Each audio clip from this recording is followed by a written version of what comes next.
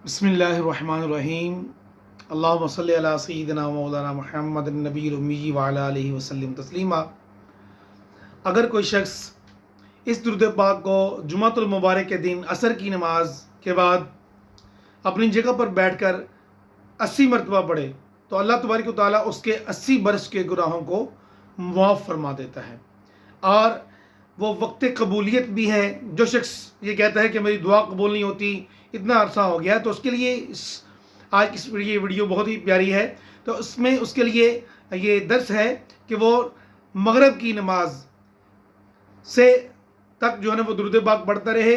और उस वक्त ख़ास तौर पर कबूलियत का वक्त होता है, ख़ास तौर पर नमाज जुमा से लेकर और मगरिब की नमाज से कबल तक।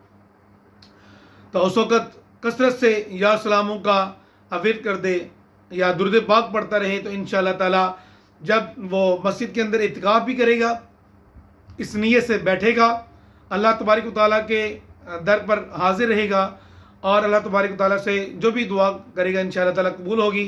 कि अल्लाह तबारक व तआला कुरान मजीद में इरशाद फरमाते हैं कि मुझसे दुआ करो, मैं दुआ कबूल करूँगा।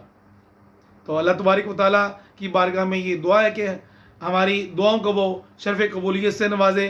और दुआ के आदाब भी हैं। असल में हमें रब से मांगना भी नहीं आता। जैसे एक बच्चा है तो वो एक एग्जाम्पल दी जाती है कि वो अगर वो बच्चा पैसे ले रहा है अपने पेरेंट्स से या किसी से, जैसे हम किसी से पैसे ले रहे हैं फॉर एग्जाम्पल, तो हमारी तवज्जो यानी हमारी जो कॉन्सन्ट्रेशन है वो 100% हमारा फोकस पैसों की तरफ होता है। हम अल्लाह से दुआ तो मांग रहे होते हैं मगर हमारी तवज्जो जो है वो अल्लाह तबारक व तआला की तरफ नहीं होती।